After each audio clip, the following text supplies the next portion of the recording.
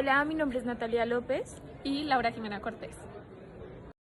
Somos Sócrates y Platón y hablaremos de... En la primera etapa, la antigüedad, raíces de la economía, encontramos que para el año 470 al 399 a.C., Sócrates enseñó a pensar sobre ética y organización social, donde debatía cómo un gobernante debía usar los recursos públicos para el bien común, no para el lujo personal.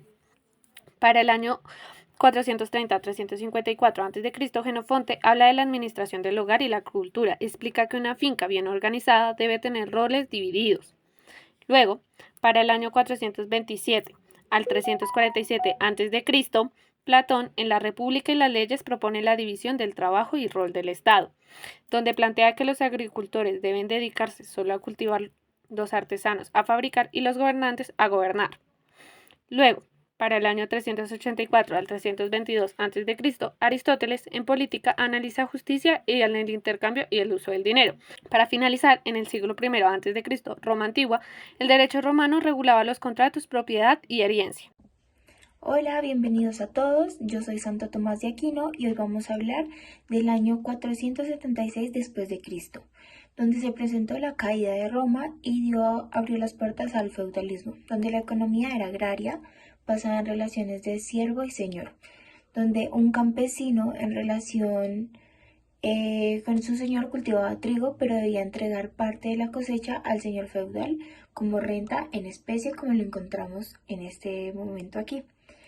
Después entro yo, donde introduje el concepto de precio justo y condena a la usura, donde el vender el pan al triple de su costo en una hambruna era injusto porque buscaba que la necesidad del pueblo sobresaliera. Somos Francisco de Vitoria y Jean Bodina y en La tercera etapa es el Renacimiento y Escuela de Salamanca en el siglo XVI, donde, para el año 1483 a 1546, Francisco de Vitoria analiza el comercio y la moneda, donde justifica el comercio internacional entre Europa y América, pero pide reglas justas. Luego, Martín de Azpilcueta, en 1492 a 1586, establece la teoría cuantitativa del dinero, donde explicaba que la llegada masiva de oro y la plata de América a España causaba una inflación. Ya establecemos que Diego de Covarrubias en 1512-1577 incorpora estas ideas al derecho canónico, donde defendía que los contratos debían respetar el valor real de las monedas para no engañar al comprador.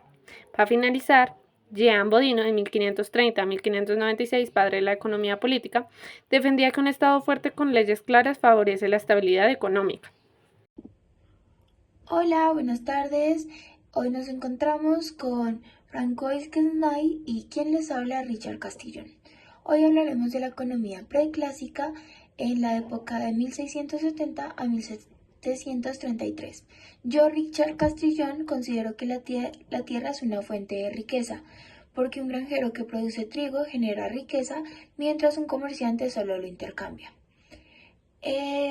David Hume, que es uno de nuestros amigos filósofos, opina que realmente el mercantilismo no es muy bien utilizado, ya que si un país acumula oro exportado, más de lo que importa, los precios internos suben y pierden competitividad y el oro termina saliendo, lo que genera que el comercio se desequilibra solo. Por otro lado, Francis Kesnay, que soy yo, les hablaré sobre el primer modelo económico del flujo circular de la renta. Yo opino que mediante lo que gana un agricultor al vender el trigo se transforma en ingresos artesanales, comerciantes y del Estado. Turgot, que lo tenemos aquí a nuestra izquierda, él menciona que el comercio debe ser libre y hace una crítica para quienes... Somos Malthus y Smith y... En la etapa de la economía clásica en 1776 a 1848, Adam Smith en 1776 establecía que la riqueza de las naciones. Un ejemplo era la mano invisible. Un panadero que busca ganar dinero termina abasteciendo pan al pueblo. Luego, Thomas Malthus, en 1798, establecía un ensayo sobre la población. Un ejemplo es que si la población crece más rápido que los alimentos, habrá más hambre y pobreza. Luego, David Ricardo, en 1817, establecía los principios de la economía política y tributación. Un ejemplo es que la teoría de la ventaja comparativa, aunque Portugal produzca vino e Inglaterra más barato que Inglaterra, le conviene especializarse en vino e intercambiarlo por tela inglesa. Para finalizar, John Stuart Mill, los principios de la economía política, defendía la libertad individual, donde un empresario podía abrir un negocio, pero el Estado debe intervenir si dañaba a otros. Hola, hoy venimos a hablar sobre la segunda mitad del siglo XIX, donde encontramos la Revolución Marginista. Nosotros somos Piero Zafra y Ludwig Pasinetti.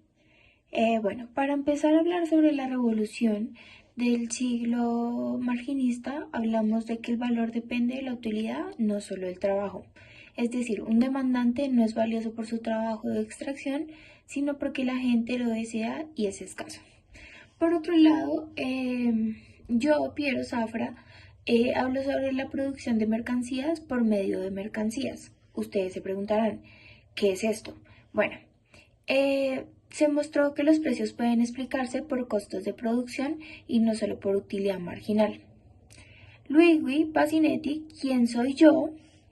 Les hablo ahora del crecimiento económico y distribución del ingreso. Aquí por este lado encontramos que en una economía donde se ahorra mucho el crecimiento puede aumentar, pero si no hay consumos suficientes la producción se estancará. Muchas gracias por escucharnos. Soy Simón Bolívar y En la séptima etapa encontramos el proteccionismo y el desarrollo, donde Alexander Hamilton en 1791 estableció el Report on the Duty of Manufacturers. Un ejemplo es que recomendó a Estados Unidos proteger su industria naciente con aranceles contra productos británicos. Luego, Simón Bolívar en 1820 defendía proteger la industria en Perú, donde rechazaba el consejo de Jeremy Bentham de abrir al libre comercio porque habría dependencia a América de Europa. En Friedrich List, en 1841, establecía el Sistema Nacional de Economía Política. Un ejemplo es que Alemania debía proteger su industria hasta estar lista para competir. Hola, bienvenidos a todos a finales del siglo XIX. Mi nombre es Keynes. Hoy les hablaré en la época de 1936, donde publicó la Teoría General de Desempleo. Aquí es importante resaltar que el desempleo no siempre se corrige solo, sino que se debe y se necesita la intervención del Estado. En una crisis, el gobierno debe construir carteras o escuelas para generar empleo y activar la economía. Por eso se requiere la mínima intervención del Estado. En la época de 1950 encontramos a nuestro amigo Raúl Prebisch y la CEPAL, donde critican la dependencia de exportaciones primarias en AL. Un ejemplo práctico de esto es en Argentina. Si Argentina solo exporta carnes de trigo, dependen de precios internacionales, lo cual indica que esta debe industrializarse. soy Marx y hablaré como en La novena etapa encontramos el socialismo y el marxismo, donde para 1516 se publica el Tomás Moro, Utopía. Un ejemplo de esto es que proponía eliminar la propiedad privada para lograr la igualdad social. Luego, en 1848, Marx y Engels publican Manifiesto Comunista. Un ejemplo de esto era que establecían los proletarios del mundo unidos, llamaron a los obreros a luchar contra la explotación capitalista. Luego, en 1867, Marx publica El Capital. Un ejemplo de esto es que explicaba la plusvalía. Un obrero recibía 10 euros por un día de trabajo, pero su producción valía 30. La diferencia es ganancia para el capitalista. Por último, encontramos la etapa del neoliberalismo y la actualidad. En 1973 encontramos el primer laboratorio neoliberal, donde busca la privatización de empresas y el recorte de gastos sociales.